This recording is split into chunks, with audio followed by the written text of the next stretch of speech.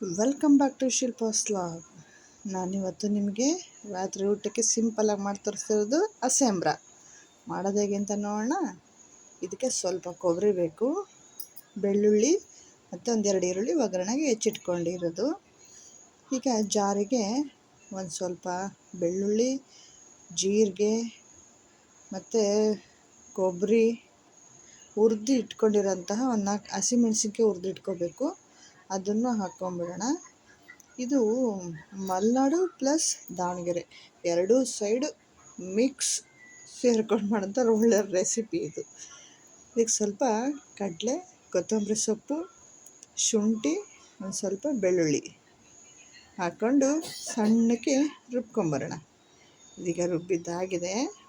ಇದೀಗ ಸೈಡಿಗೆ ಇಟ್ಕೊಳ್ಳೋಣ. ಈಗ ಒಗ್ಗರಣೆ ಹಾಕೋಣ. ಪಾತ್ರೆಗೆ ಒಂದು ಸ್ವಲ್ಪ 2 ಟೇಬಲ್ ಸ್ಪೂನು ಎಣ್ಣೆ, ಸ್ವಲ್ಪ ಜೀರಿಗೆ, ಸಾಸಿವೆ ಒಗ್ಗರಣೆಗೆ ಹಾಕೋಣ. ಒಂದು ಕಡ್ಡಿ ಕರಿಬೇವು. ತುಂಬ ಸಿಂಪಲ್ಲು ಫ್ರೆಂಡ್ಸ್ ಇದು.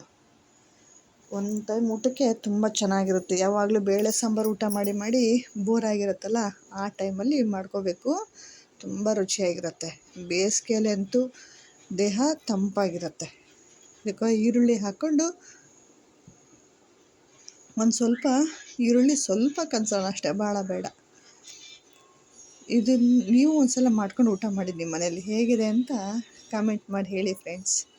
ವಿಡಿಯೋನ ಲೈಕ್ ಮಾಡಿ, ಶೇರ್ ಮಾಡಿ ಮತ್ತು ಸಬ್ಸ್ಕ್ರೈಬ್ ಮಾಡಿ. ಇದಕ್ಕೀಗ ರುಚಿ ತಕ್ಕಷ್ಟು ಉಪ್ಪು, ಒಂದು ಸ್ವಲ್ಪ ಅರಿಶಿನ ಹಾಕಿ ಮಿಕ್ಸ್ ಮಾಡಿಕೊಂಡು ಗ್ಯಾಸ್ ಆಫ್ ಮಾಡ್ಕೊಂಬಿಟ್ರೆ ಆಯಿತು. ಇದು ತುಂಬ ಬೇಯಿಸೋದೇನು ಬೇಡ. ಕಲರ್ ಬದಲಾಗೋ ಆ ಥರ ಇನ್ನೂ ಸ್ವಲ್ಪ ಉರಿಬೇಕು ಅಂತೆಲ್ಲ ಏನೂ ಇಲ್ಲ. ಇದು ಹಿಂಗೆ ಬಾಯಲ್ಲಿ ಕ್ರಂಚಿ ಕರಮ್ ಅಂತ ಸಿಗಬೇಕು. ಸಾಂಬಾರು ಜೊತೆ ಸಖತ್ತಾಗಿರುತ್ತೆ ಟೇಸ್ಟ್. ಇದೀಗ ಆಗಿದೆ. ಗ್ಯಾಸ್ ಆಫ್ ಮಾಡ್ಕೊಂಡು ಕೆಳಗೆ ಇಳಿಸ್ಕೊಂಬಿಡೋಣ. ಸ್ವಲ್ಪ ಹೆಚ್ಚಿಟ್ಕೊಂಡಿರೋ ಕೊತ್ತಂಬರಿ ಸೊಪ್ಪು ಹಾಕೋಣ. ಫ್ರೆಂಡ್ಸ್, ನೀವು ಮಾಡಿ, ಬರೀ ಮೊಸರಲ್ಲಿ ಮಾಡೋದು ಭಾಳ ಚೆನ್ನಾಗಿರುತ್ತೆ. ಇದಕ್ಕೆ ಜೋಳದ ಮುದ್ದೆ, ರಾಗಿ ಮುದ್ದೆ ಯಾವುದು ಬೇಕಾದರೂ ಊಟ ಮಾಡ್ಬೋದು. Super combination. ಒಗ್ಗರಣೆ ತಣ್ಣಗಾದ್ಮೇಲೆ ರುಬ್ಬಿರ್ತೀವಲ್ಲ, ಆ ಮಸಾಲನ್ನ ಹಾಕಬೇಕು.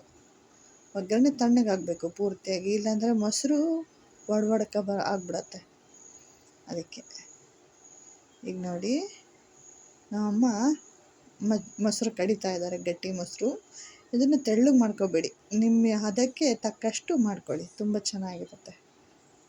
ಇದು ಅನ್ನಕ್ಕೂ ಸೂಪರ್ ಟೇಸ್ಟ್. ಅನ್ನದಕ್ಕಿಂತ ಮುದ್ದೆಗೆ ಅಂತ ಅಲ್ಟಿಮೇಟ್ ಟೇಸ್ಟ್. ಈ ಥರ ಕಡ್ಕೊಂಡು ಅದಕ್ಕೆ ಮಿಕ್ಸ್ ಮಾಡ್ಕೊತಿದ್ದಾರೆ. ನಿಮಗೆ ಎಷ್ಟು ಬೇಕೋ ಅಷ್ಟು. ಇದರಲ್ಲೂ 2-3 ಥರ ವೆರೈಟಿ ಮಾಡ್ತಾರೆ. ಇದು ಅಮ್ಮನ ಕೈ ರುಚಿ ಅಡುಗೆ, ಸಖತ್ತಾಗಿರುತ್ತೆ. ನಿಮಗೂ ಇಷ್ಟ ಅಲ್ವಾ? ನಿಮಗೆ ಇನ್ನೊಂದು ಥರದ ಅಸೆಂಬ್ರ ಬೇಕು ಅಂದರೆ ಕಮೆಂಟ್ ಮಾಡಿ ಹೇಳಿ, ಮಾಡಿ ತೋರಿಸ್ತೀನಿ. ಈಗ ಉಪ್ಪು ಟೇಸ್ಟ್ ನೋಡ್ಕೊಳ್ಳಿ, ನಿಮಗೆ ಎಷ್ಟು ಬೇಕೋ ಅಷ್ಟಕ್ಕೆ. ಇದನ್ನು ತುಂಬ ತೆಳ್ಳು ಮಾಡ್ಕೋಬೇಡಿ, ಚೆನ್ನಾಗಿರಲ್ಲ. ಈಗ ನೋಡಿ, ರೆಡಿ ಜೋಳದ ಮುದ್ದೆ ಜೊತೆ ಅಸೆಂಬ್ರ ಸಾಂಬಾರು. Thank you friends.